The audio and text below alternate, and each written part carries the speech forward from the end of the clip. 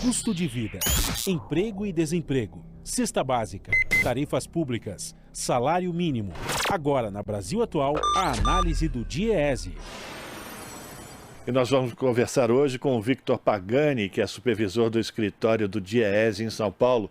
Bom dia, Victor. Bem-vindo ao Jornal Brasil Atual. Tudo bem com você? Bom dia, Rafael. Tudo bem?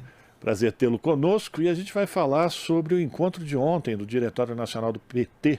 Nesta segunda-feira, na abertura da reunião em Brasília, a assessoria de imprensa do partido divulgou uma nota informando que o ministro da Fazenda, Fernando Haddad, já enviou para o presidente Lula uma proposta do programa de renegociação de dívidas chamado Desenrola.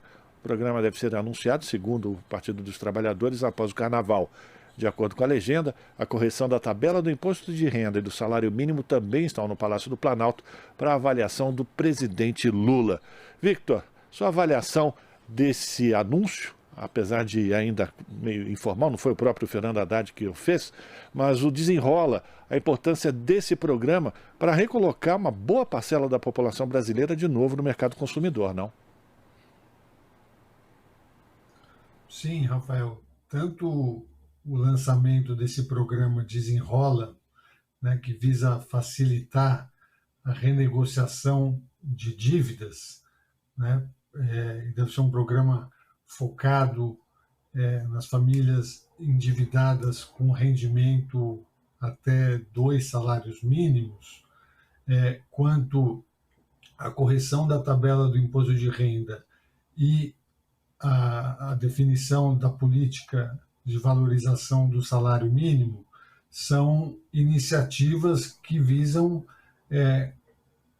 impulsionar, né, o crescimento da economia, né? Então, a gente sabe que o endividamento, a inadimplência, que aumentou muito, né, chegou a patamares inéditos, bateu recordes no último ano, né, tanto devido à pandemia, a inflação ainda num patamar elevado e, sobretudo, aos juros muito altos, né, eles são obstáculos, né, para o crescimento econômico.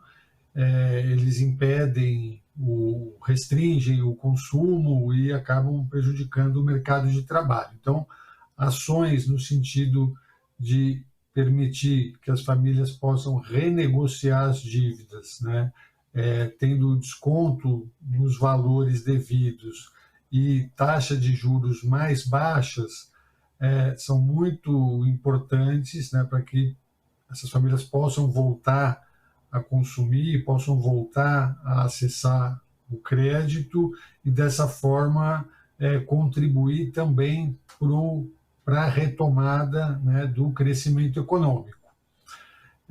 A correção da tabela do imposto de renda também tem um efeito positivo na economia, né, na medida em que você amplia a faixa de isenção, você também permite que esses recursos circulem, né, que sejam usados para outras finalidades e principalmente para o consumo, né, e assim para fazer a roda da economia girar. Pois é, Vitor, sobre a questão dos inadimplentes, são 70 milhões de consumidores com nome negativado, né? É um número realmente absurdo e recorde no país.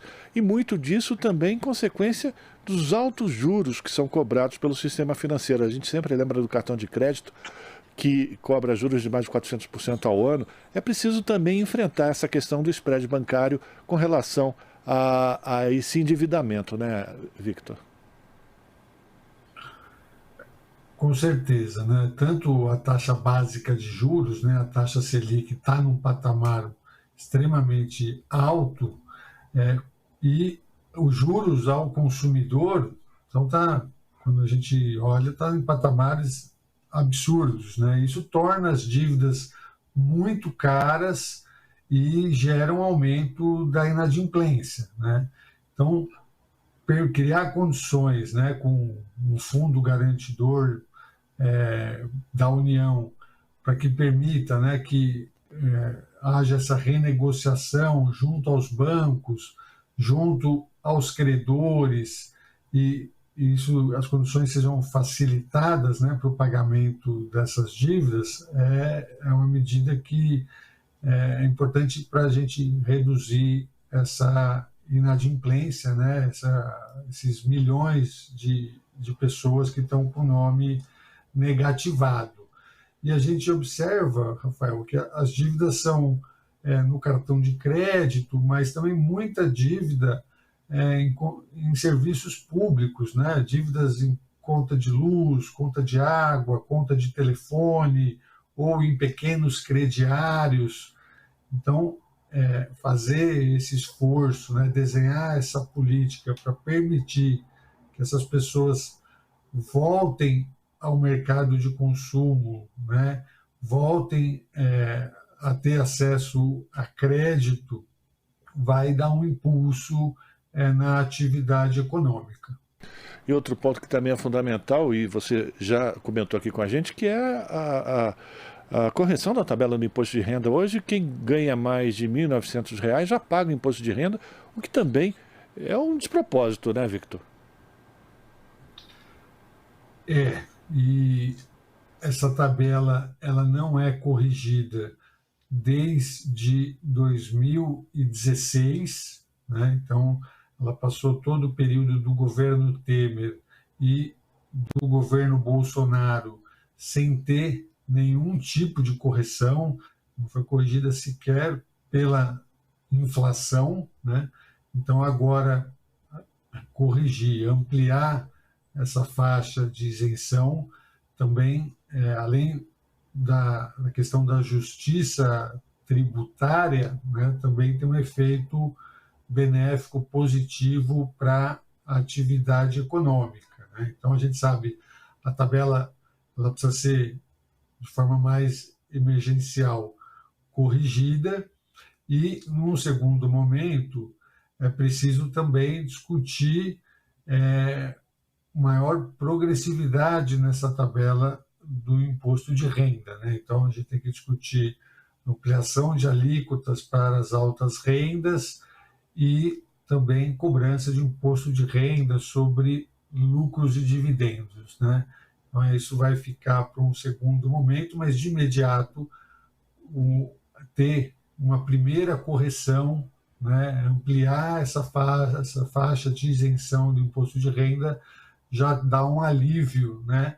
Porque a gente sabe que quem mais paga imposto de renda no Brasil são os trabalhadores, né? Os trabalhadores assalariados que já têm o imposto descontado na fonte, na própria folha de pagamento, né? Então, isso vai contribuir muito, né, para um ganho de renda para os trabalhadores em geral, né? Principalmente os que têm menor renda. Agradecer a participação do Victor Pagani, que é supervisor do escritório do Diese aqui em São Paulo, no Jornal Brasil Atual. Victor, forte abraço para você, a gente continua em contato e volta a se falar. Forte abraço, Rafael. Um bom dia para você e para os ouvintes. Bom dia, conversamos com o Victor Pagani aqui no Jornal Brasil Atual.